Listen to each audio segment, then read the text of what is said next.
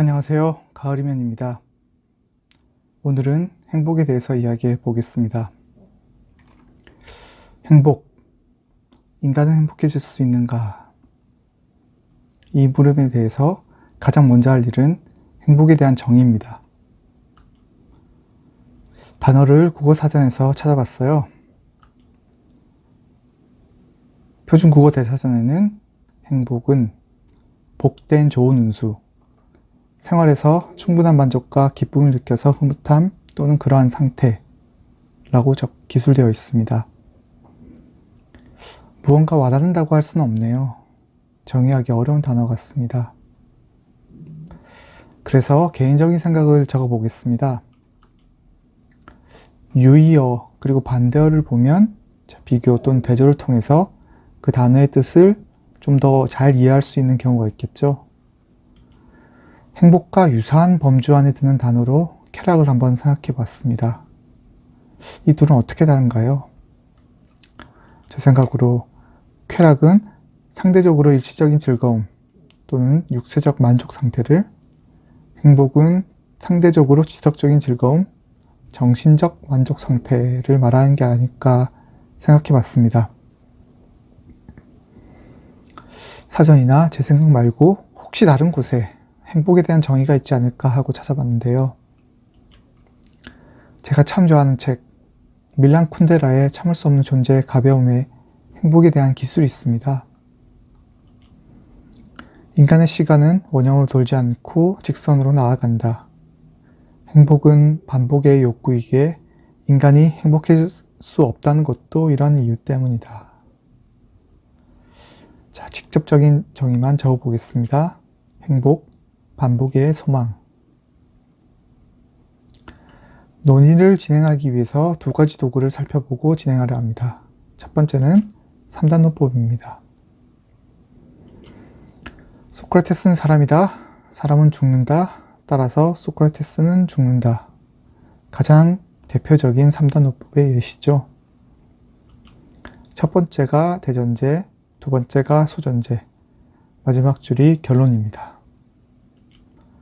전통적인 형식 논리학의 대표적인 간접추리노법이죠.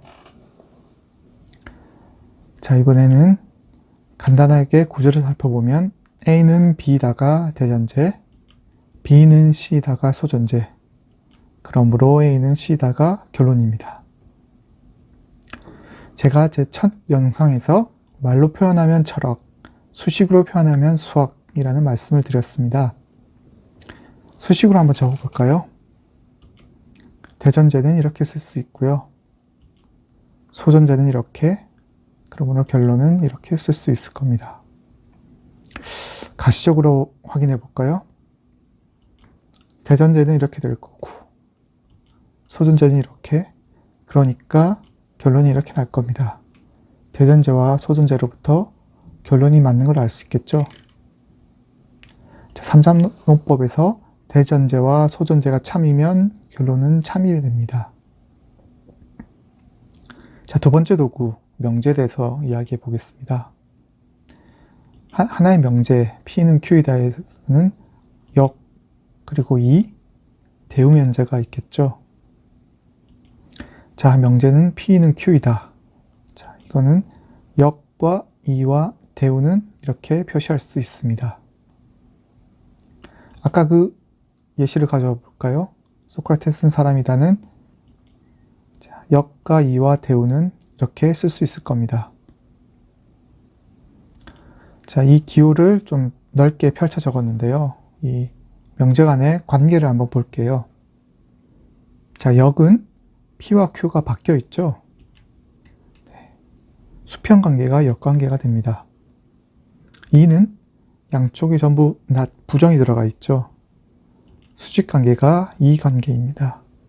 대우는 위치도 바뀌고 부정도 양쪽 다 들어가게 되면 대우니까 현재로서는 대각선이 대우 관계겠네요.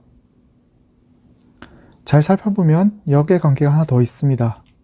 이렇게 수평 관계고 동일한 논리로 수직 관계에도 이가 하나 더 있네요. 그렇다면 대우 관계도 그렇게 되겠네요. 자, 이제 명제를 한번 살펴보겠습니다. 참이 명제가 하나 있다고 보죠. 소크라테스는 사람이다. 참이죠. 자, 이제 역 명제가 어떻게 되나 볼까요? 사람은 소크라테스다. 소크라테스가 아닌 사람이 있죠? 거짓이네요. 참이 명제의 이는 역은 언제나 거짓일까요? 자, 이를 보겠습니다. 소크라테스가 아니면 사람이 아니다. 소크라테스가 아닌데 사람인 사람이 있죠? 그러면 이도 거짓입니다. 참이 명제의 이는 항상 거짓일까요? 대우 명제에 보겠습니다. 사람이 아니면 소크라테스가 아니다. 이건 맞는 말이죠. 참이 명제의 대우 명제는 항상 참일까요? 자, 예시를 하나 더 가져와 봤습니다. 서울은 한국의 수도이다. 참이 명제죠.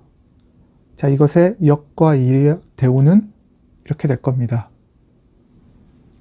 자, 역을 한번 볼까요? 한국의 수도는 서울이다. 전자는 거짓이었는데 이번 역은 참이네요.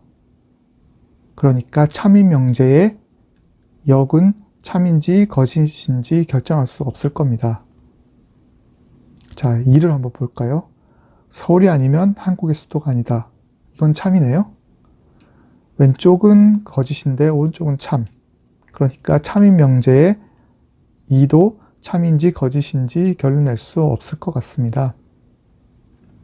자, 이번엔 대우를 볼게요. 한국의 수도가 아니면 서울이 아니다. 이것도 참이네요. 자, 왼쪽도 참이었고 오른쪽도 참입니다. 그럼 참인 명제 대우는 참일까요?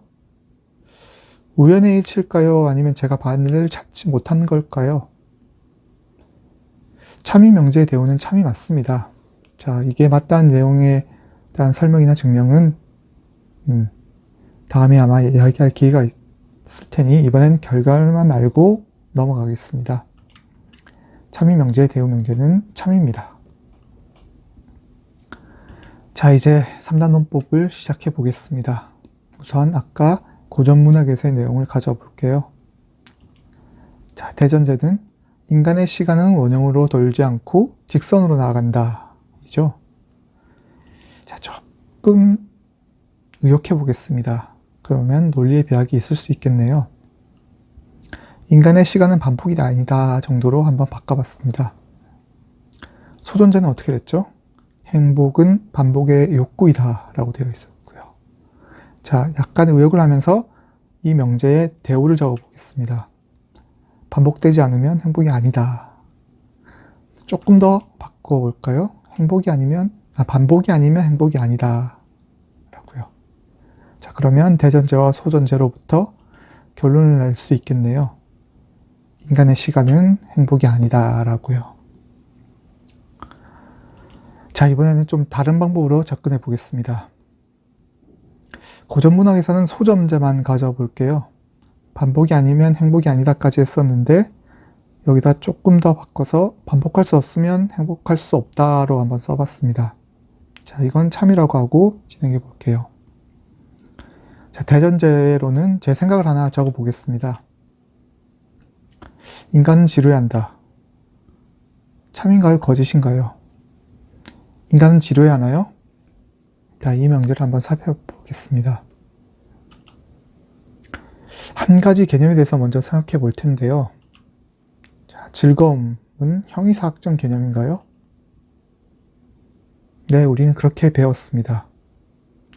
그런데 혹시 아닐 수도 있다는 생각을 좀 해봤는데요. 형이학일 수 있지 않을까? 즐거움은 무엇인가요? 호르몬의 분비일 수 있습니다. 자, 어느 원인을 위한 호르몬의 분비라면 중추신경에서 명령으로 호르몬이 분비됐다면 그게 즐거움이라면 즐거움의 단어가 그렇게 거창하지 않을 수 있습니다. 자, 호르몬에 대한 반응이 즐거움이라고 한다면 이건 매우 생물학적인 현상이죠. 형이학일 수 있습니다. 자, 동일한 자극이 반복되면 어느 순간부터는 호르몬이 분비되지 않죠? 왜 그런가요? 역치가 상승해서 그렇습니다. 역치는 반응이나 현상을 위한 최소 물리량을 이야기하는데요. 세포에 동일한 자극을 계속해서 가하면 역치 값은 상승하게 됩니다. 다시 말해 자극의 동일한 물리량이 역치 값보다 높아지는 순간부터는 동일한 자극의 반응이, 다시 말하면 호르몬이 분비되지 않겠죠. 물론 물리량이 바뀌는 건 아닙니다. 역치가 바뀐 거죠. 이 역치의 상승이 인류의 발전을 가져온 것으로 볼 수 있는데, 이 논의도 다음에 할 기회가 또 있을 것 같습니다. 자, 역치의 상승으로 동일한 자극의 반응이 이제 사라져버리는 것. 혹시 이게 지루함이 아닐까, 저는 이렇게 생각해 봤습니다. 그렇다면 인간은 너무나도 생물학적이죠. 자, 혹시 이런 제 주장에 설득력이 있었다고 생각해서 인간이 지루하다는 대전제가 참이라는 것에 동의해 주시는 걸로 알고 그렇게 논의를 좀 진행해 보겠습니다. 자, 대전제도 참이고 소전제도 참이네요. 이 대전제를 조금 더 변형해 보겠습니다. 또 논리의 비약이 생길 수 있겠네요. 자, 인간은 반복을 참지 못한다. 인간은 반복을 견디지 못한다. 인간은 반복을 원하지 않는다. 좀 더 가보면 인간은 반복을 할 수 없다 정도가 되겠네요. 자, 이제 대전제와 소전제부터 결론을 내보겠습니다. 이 3단노법에 대한 결론은 인간은 행복해질 수 없다입니다.